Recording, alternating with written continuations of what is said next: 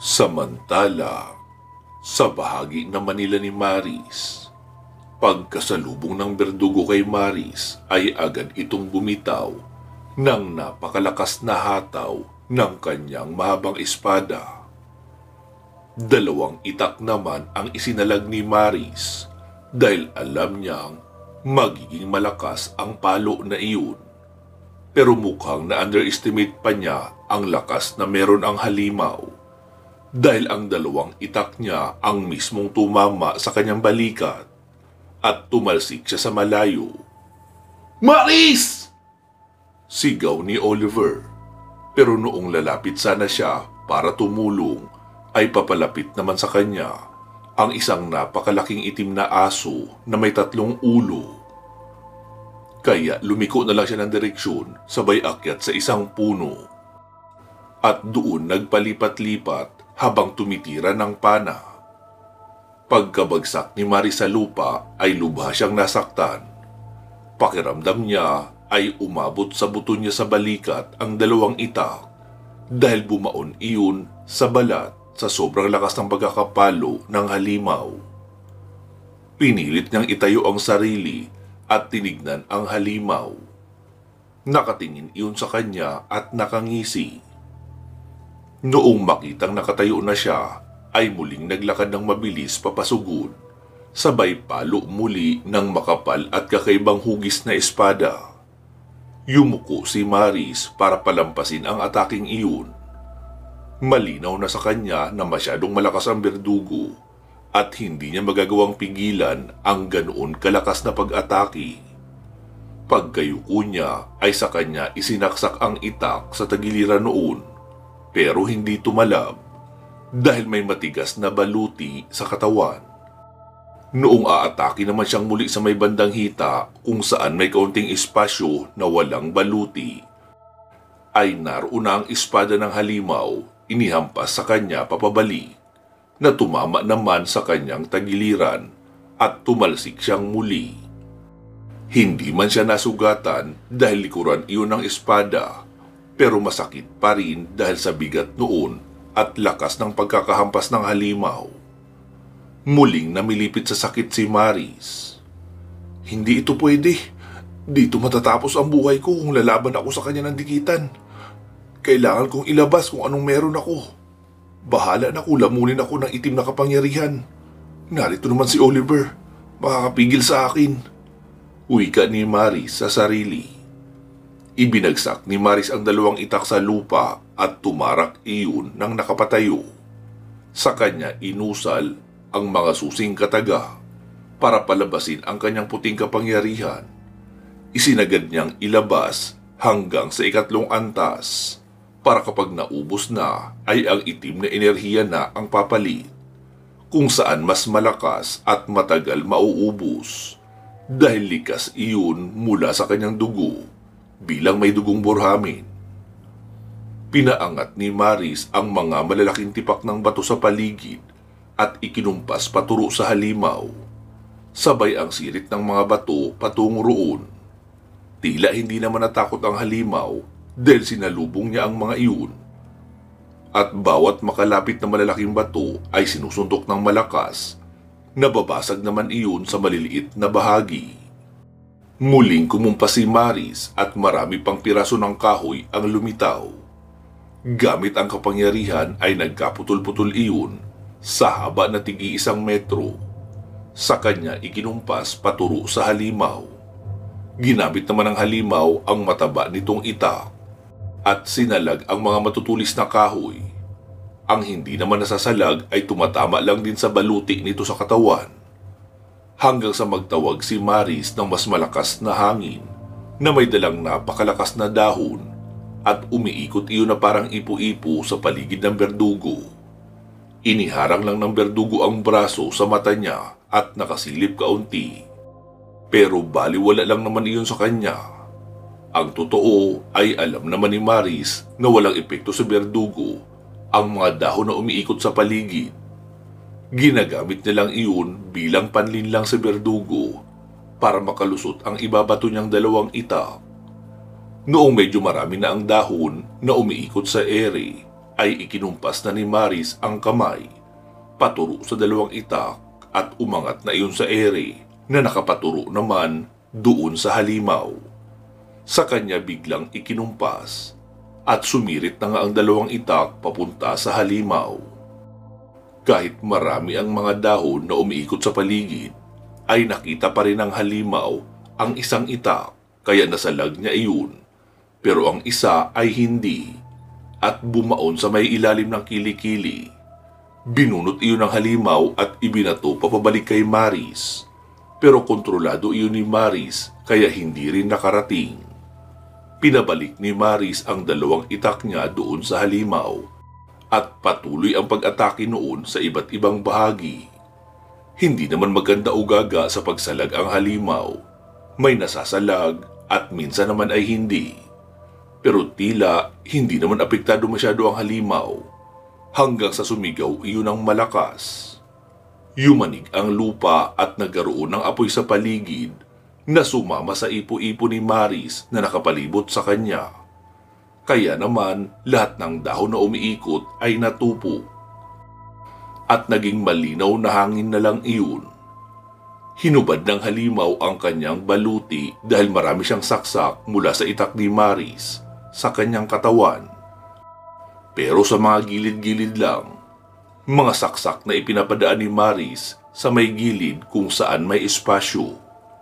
Dahil kung diretsong pagsaksak lang sa katawan ay hindi naman makatatagos. Dahil maliban sa masasalag, may makapal na baluti rin iyon sa katawan. Pagkahubad ng baluti sa katawan ng berdugo, ay nakita ni Maris ang malalaking tattoo noon sa katawan na nagsisimulang gumalaw at tila lumilipat o kumakalat sa iba't ibang parte ng katawan. Mas naging mabangis na rin ang itsura ng berdugo.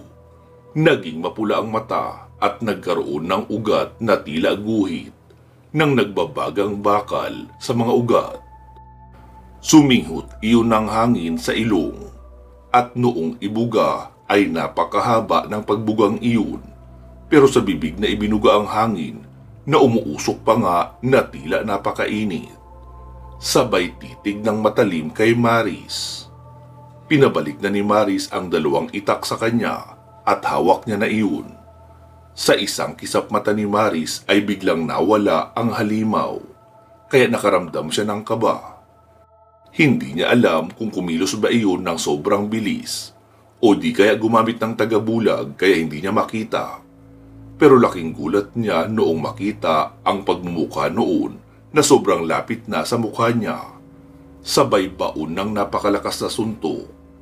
Bumaon iyon ng malalim sa sikmura ni Maris at halos lumuwa ang kanyang mata sa sakit.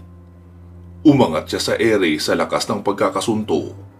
Pero hinabol siya ng halimaw sa itaas at binayo naman ang dalawang kamay sa likuran paibaba. Kaya muli siyang sumirit papabalik sa baba. Pero bago pa siya sumayad sa lupa, ay naroon na ang napakalakas na sipa ng berdugo na papasalubong sa kanya. Nakikita niya ang bawat pangyayari pero hindi sapat ang lakas niya para gumalaw at umilag. Lalo at nasa kasagsagan pa lang siya ng pag-inda sa napakasakit na atake noon. Sumalubong na nga sa kanya ang isang napakalakas na sipa at bumalandra siya sa isang malaking puno at nawalan ng malay. Nakita iyon ni Oliver at napasigaw muli. Nagpakawala ang binata ng dalawang palaso patungo sa berdugo pero tumalon ng mataas ang itim na aso at sinalo sa ere ang mga palasong iyon kaya walang nakarating. Hindi alam ni Oliver kung ano ang kanyang gagawin, lalo at maging ang alagang aso noong berdugo ay nahihirapan siyang patayin. Tinatamaan niya naman iyon ng palaso, kaso hindi naman bumabao ng malalim. Ang ibang palaso niya naman ay sinasalo ng bibig na tila ba nakikipaglaro pa ito sa kanya. Kaya panay ang palipat-lipat niya ng pwesto para asintahin ang mata ng isa sa mga ulo o di kaya sa leeg noon sa gitna dahil naniniwala siyang iyon ang totoong ulo na kumukontrol sa buong katawan. Dahil iyon ang palagi pinoprotektahan ng dalawang ulo na nasa magkabilang bahagi. Dahan-dahan ang naglakad ang halimaw papunta kay Maris. Wala pa ring malay noong mga pagkakataong iyon ang dalaga. Kaya walang kahirap-hirap iyong hinawakan ng berdugo sa leeg at pinagsusuntok sa mukha. Bawat malakas na suntok ay may nababasag sa mukha ng inang babaylan at may tumatalsik na buo-buong dugo. Inihagis ng berdugo ang katawan ni Maris paitaas, tapos sinalubong muli ng sipa. Kaya tumalsik mula sa malayo si Maris at tumama sa isang puno. Nakita ni Oliver ang mga nangyayari. Napasabi na lang siya, "Kung sino ka mang anghel na nariyan sa loob ko, o kung Metatron man ang pangalan mo, kailangan ko na ng tulong mo ngayon. Kaunti na lang, matatapos na ang buhay ng inang babaylan. Hindi ko siya maililigtas kung ganitong kakayahan na ang meron ako bilang isang tao. Hindi naman tao ang kalaban kundi isang nilalang ng Astra.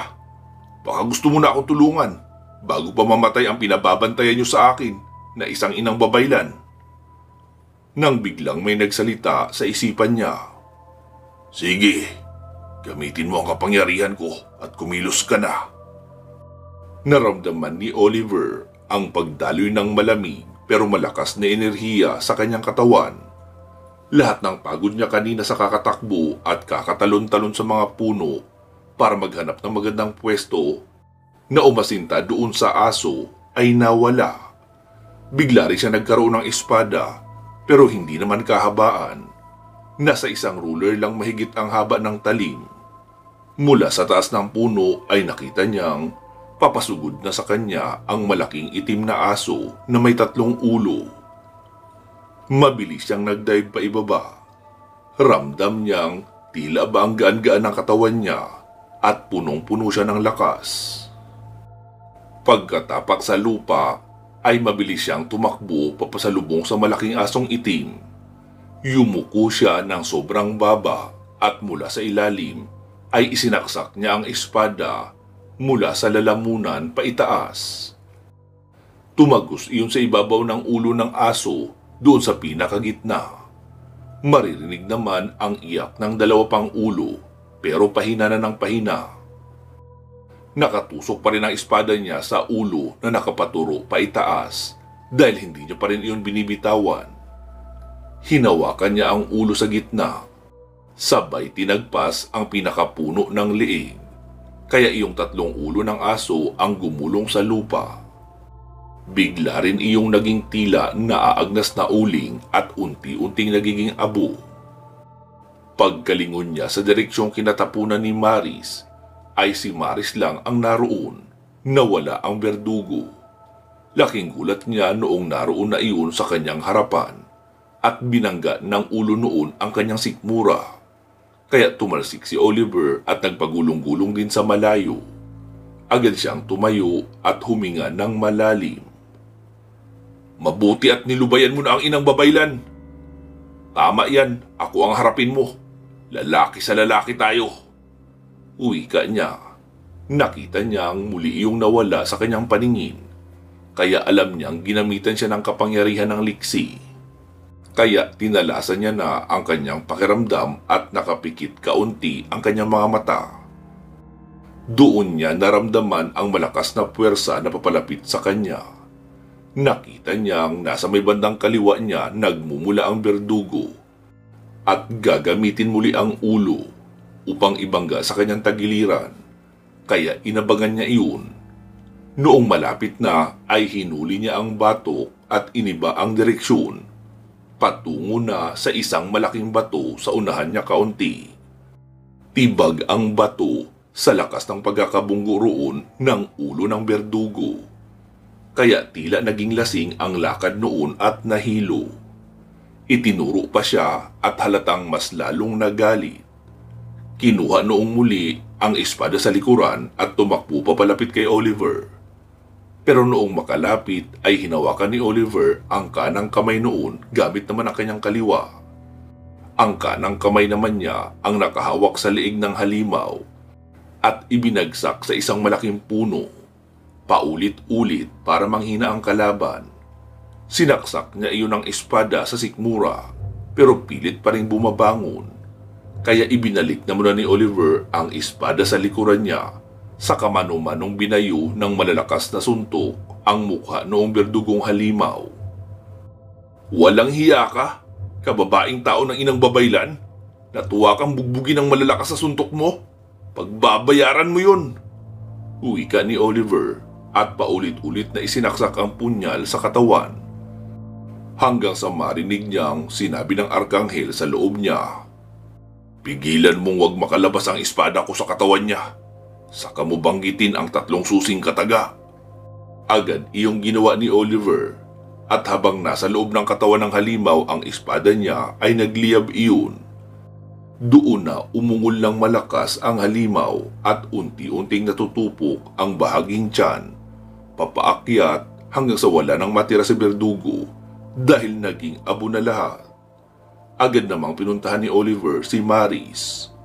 Maris! Maris! Ayos ka lang? Anong nangyari? Bakit hindi lumabas ang enerhiya mong itim?" Dahan-dahan namang nagmulat ng mata niya si Maris. "Salamat, Oliver. Hindi ko alam ang sagot dyan sa tanong mo. Ginawa ko naman ang alam kong paraan para lumabas ang itim na kapangyarihan at magamit ko. Kaso, hindi lumabas eh. Kaya hindi ko na rin alam." Sabi naman ni Oliver, "Sige, saglit lang. Gagamutin ko ang mga sugat mo." Hinawakan ni Oliver ang balikat ni Maris at naramdaman ni Maris ang pagdaloy ng malamig na enerhiya na nagdulot ng pagkawala ng sakit at unti-unting paghilom ng mga sugat niya. "Oliver, paano mo natalo yung Berdugo at ang alaga niyang Hellhound?" "Humingi ako ng tulong sa gabay ko. Matibay sila masyado eh. Kahit na iyong palaso ko, sinasalo lang ng bibig noong asong iyon." "Ano, kaya mo na bang maglakad? O bubuhatin kita? Papabalik roon sa tent natin." "Oo, kaya ko naman maglakad ng dahan-dahan. Wala nang masakit sa akin. Pero ramdam ko lang na parang nanghihina ako." "Okay, sige. Aalalayan na lang kita at dahan-dahan lang tayo." Nagsimula na nga silang maglakad hanggang sa makarating sa kanilang pwesto. Sabi naman ni Magnus, "Anong nangyari? Ayos ka lang ba, Maris?" "Oo, Magnus. Ayos na ako. Magsibalik na tayong lahat sa pagtulog para makapagpatuloy tayo sa paglalakbay pagsikat ng araw." Sabi naman ni Oliver, "Sigurado ka? Gusto mong magpatuloy? Inanghihina ka pa nga." "Oo, sigurado ako. Kaya ko naman siguro ito. Matutulog naman ako ngayon uli, kaya sigurado makakabalik din ang dati kong lakas pagkagising ko bukas. Mahaba pa naman ang dilim, kaya makakatulog pa ako ng mahaba." "Okay, sige. Ikaw bahala. Basta kapag sa tingin mo ay hindi mo pa kaya, ay huwag muna tayong tumuloy."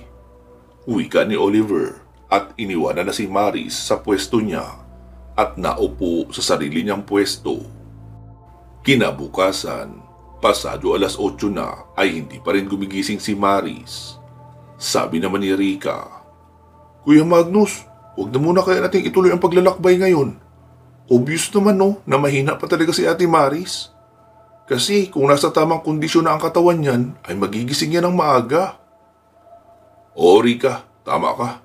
Sige, puntahan mo siya roon. Hawakan mo lang ang noo. Baka may lagnat. May mga dala naman tayong gamot dyan, di ba? Painumin na natin agad." Lumapit naman si Rika sa loob ng tent ni Maris at hinawakan ito sa noo. "Hala, Kuya Magnus, sobrang init niya." "Talaga? Sige, huwag na muna natin ituloy ang paglalakbay ngayon. Saka na tayo tutuloy kapag magaling na si Maris." Sabi naman ni Oliver, "Oo, tama si Magnus. Sige, mangingisda na lang muna ako. Girls, mag-ikot-ikot kayo sa paligid. Ephraim, samahan mo sila. Maraming nagkalat dyan na ligaw na ampalaya at kabuti. Pandagdag rin iyon sa ulam natin. Tombi, tara, samahan mo ako. Ikaw naman, Magnus, ikaw na muna ang bahala kay Maris ha. Kayo na ni Rika ang magkasikaso sa kanya." "Okay, sige Oliver, kami na ang bahala rito. Rika, painumin mo muna ng gamot si Maris. Eto oh, pagluluto lang ako ng noodles para makakain siya agad. At sabayan na rin ng biskwit para may laman ang sikmura niya habang nagpapahinga." Wika pa ni Magnus. Maghapong nagpahinga ang lahat habang inaabangan ang pagbuti ng kalagayan ng inang babaylan. Kinabukasan, nagulat sila dahil bago pa mag-alas 6 ay gising na si Maris. Ito na nga ang nagpainit ng tubig para sa kanilang kape at nakapaglaga na rin ng saging na kanilang pang-almusal at babaunin sa paglalakbay. Ano, tara na. Pasensya na kayo ha. Na-delay na naman ang paglalakbay natin dahil sa akin. Sabi naman ni Magnus, di naman kami nagmamadali eh. Kasi mas gusto namin na nasa maayos ang kondisyon ng katawan ng lahat kapag naglalakbay. Okay sige, tara na, ayos na ako. Wika ni Maris at nagsimula na ang kanilang paglalakbay matapos nilang makapag-almusal. Muling naging seryoso ang lahat sa kanilang paglalakbay. Tahimik sila dahil bumalik na uli ang pag-iisip nila sa normal nilang mga problema. Gaya ni Magnus na nag-aalala sa kanyang mag-ina. Sa grupo naman ni Rika, ang mga dalagang babaylan ay nag-aalala sa kanilang kahahantungan sa pagiging bagong henerasyon ng mga babaylan. Ang pagluluksa ni Rika at Efraim sa pagkamatay ng kanilang kapatid. Ilan lang iyon sa mga bagay na sumasakop sa kanilang isipan, habang ang katawan naman ay patuloy lang sa paglalakbay. Sumapit ang kinatanghalian. Sabi ni Oliver, "Kumain na muna tayo. Meron lang din akong gustong i-discuss sa lahat." Sumang-ayon naman ang lahat at nagpahinga na nga sila sa lilim ng isang malaking puno. Inilabas na ng kadalagahan ang baon nilang nilagang saging. Inilabas naman ni Tomby ang mga dilatang baon nila dahil wala na silang isda. Naubos na nila ang isdang nahuli ni Oliver noong hapunan. Matapos makakain ng tanghalian ay nagsalita na si Efraim. "Magnus, sa halos 1 oras na paglalakbay mula rito ay mararating natin ang pakrus na daan. Ang pakaliwa ay papuntang Ibisan. Ang pakanan ay papuntang bundok ng Lunarka. Alam natin na nagkukuta sa bundok ng Lunarka ang mga kalaban nyo, lalo na iyong Isabel. At kung dinukot niya ang asawa mo, maring naroon siya sa kuta niya. Alam kong una mong iisipin na magpunta roon, pero huwag kang magpadalos-dalos. Hindi natin pwedeng dalhin ang lahat ng mga kasama natin roon, lalo at isang malakas na babaylan si Isabel na nagmula pa sa sinaunang panahon. Ang sabi sa akin ni Maris, nabuhay si Isabel sa parehong panahon kung kailan din nabuhay si Apo Abraham. Kaya ibig sabihin, nagtataglay siya ng malakas na kapangyarihan para mapanatiling buhay at bata ang kanyang katawan. Kaya ang suggestion ko rito ay kailangan nating hatiin ang grupo natin. Ang iba ay tutuloy na sa Ibisan. Ang iba naman ay pupunta ng Lunarka. Ikaw na ang magsabi, Magnus, kung sino ang i-a-assign mo." Sabi naman ni Magnus, "Rika, kayong lahat ang didiretso sa Ibisan. Kaming 3 lang ni Maris at Oliver ang pupunta ng Lunarka."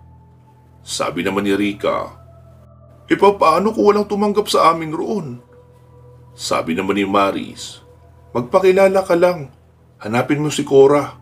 At kung patay na siya, kahit sino sa 2 anak niya na sina Ayin at Yuri, may mga dugong babaylan na rin sila at marunong manggamot. Sila ang pinagkakatiwalaan kong magbigay ng giya sa mga taga-Ibisan, maliban sa mga anak-anakan kong babaylan. Ikwento mo na lang sa kanila ang nangyari at kung saan ang punta namin. Sabihin mong susunod rin kami roon ngayong gabi o bukas. Depende sa kahihinatan ng lakad namin.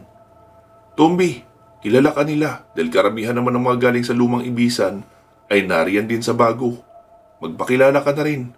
Sabihin mong ikaw yung kasama dati ng tagabantay na si Magnus." "Okay, sige Maris. Alam ko rin naman na hindi para sa akin ang ganyang klase ng laban. Lalo kung matataas na antas ng kapangyarihan ang hawak ng inyong makakalaban. Mags, ingat ka ha. Kahit pa isa kang tagabantay, sa sitwasyon ngayon ay pareho lang din ang kondisyon ng katawan natin." "Oo Tomby, alam ko naman yun. Gaya mo, hindi ko rin gugustuhin humarap sa ganoong katinding kalaban kung hindi lang ako mismo ang may kailangan kay Isabel. Mag-iingat kayo sa paglalakbay nyo. Maaring malapit na lang dito ang Ibisan Pero hindi pa rin natin masasabi na 100% talaga naligtas ang paglalakbay, lalo at kagubatan ito. Efraim at Rika, protektahan niyo ang isa't isa. Kayo rin, girls, wika ni Magnus sa 4 pang mga kadalagahan. Sige na, tumuloy na kayo bago pa kayo abutin ng pagdilim. Wika naman ni Maris at nagsialisa na ang lahat.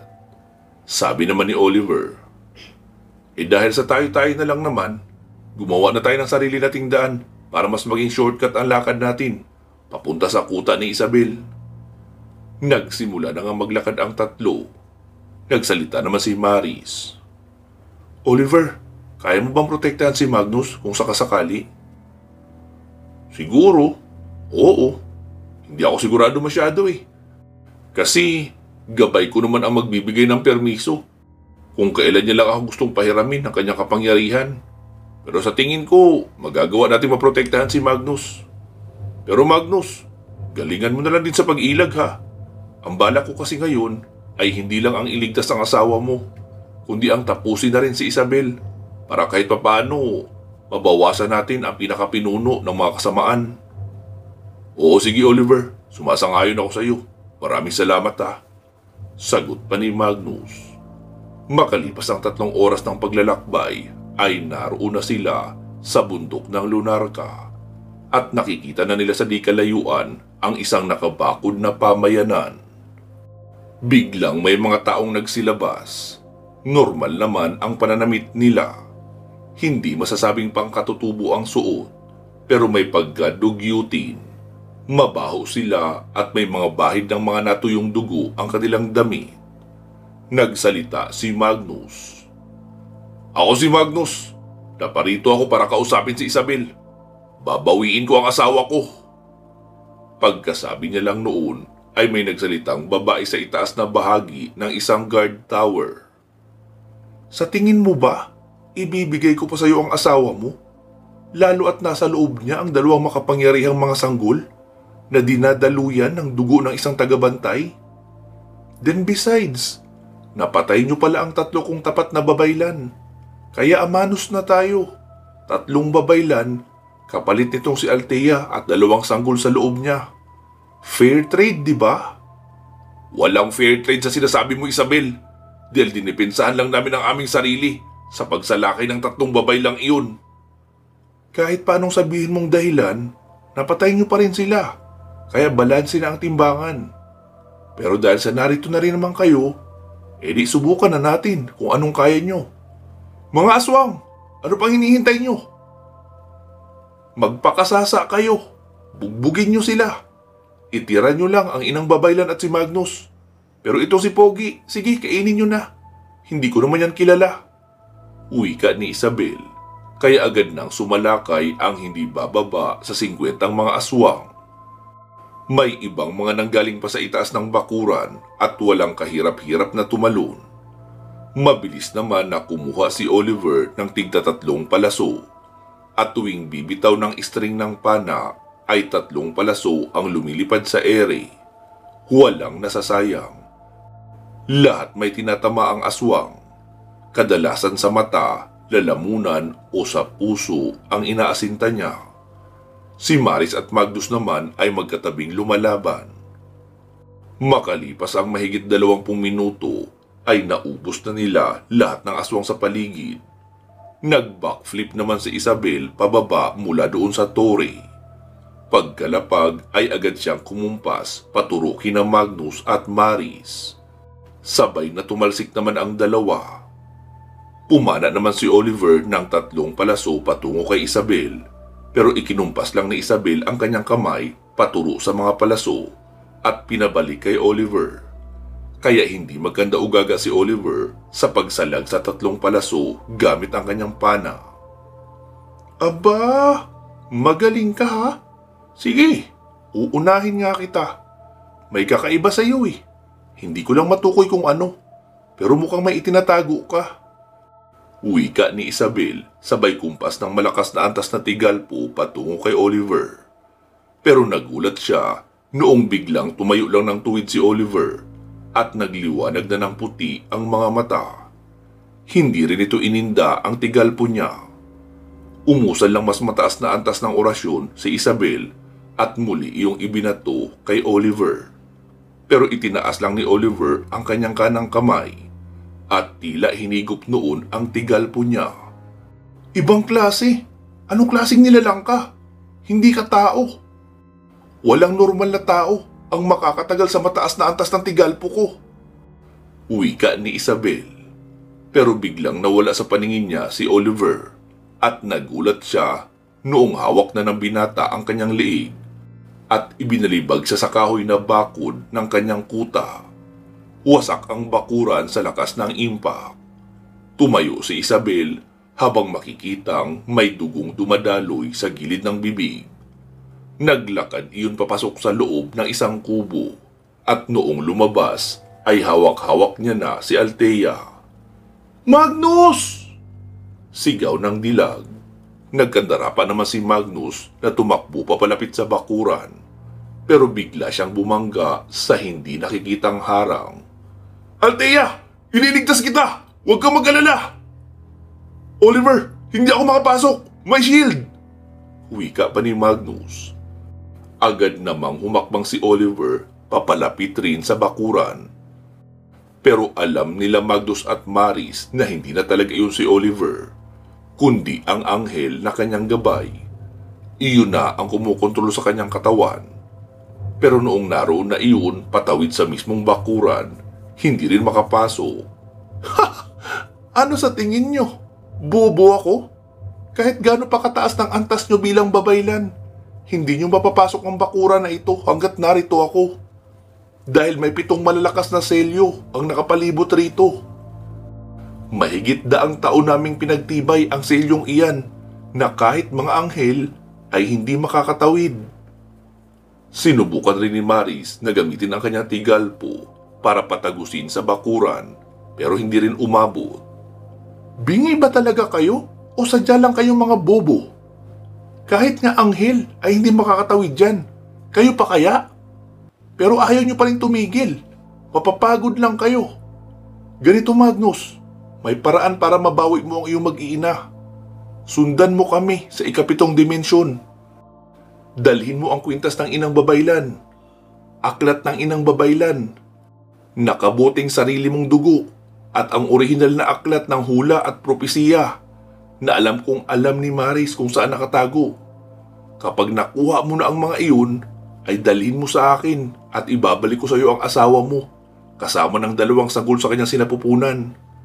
After all, hindi ko na sila kailangan kapag nakuha ko na ang 4 na bagay na pinapadala ko sa iyo. Kaya kong gumawa ng 2 hanggang sa 3 katulad mo Magnus kapag hawak ko na ang mga iyon. So papaano? Sana makarating kayo ng buhay sa ika-7 dimensyon. Bihira na ang nakakarating roon.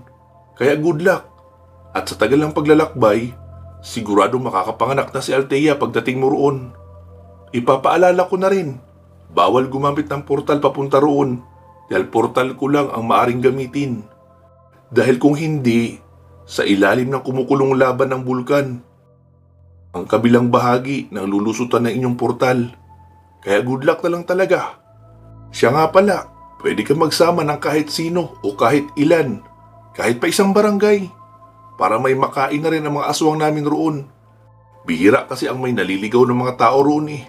Kaya masyadong sabik sa sariwang laman at dugo ang mga naroon na aswang. Huwag kang mag-alala.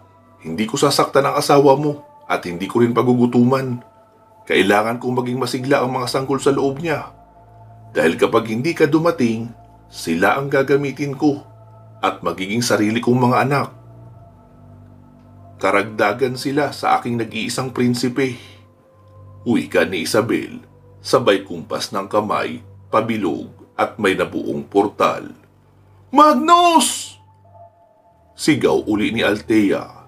Sabi naman ni Magnus, huwag kang mag-alala Althea. Kahit pag-aano katagal, hahanapin kita at darating ako. Ililigtas ko kayo ng mga anak natin. Wika ni Magnus at napaluhod na lang sa lupa na umiiyak. Pumasok na nga sina Isabel at Althea sa portal at agad na iyong sumara. Pansamantala po muna natin puputulin dito itong ating kwento. Magsama-sama po tayong muli sa part 192. Mag-iingat po kayo palagi at hanggang sa muli.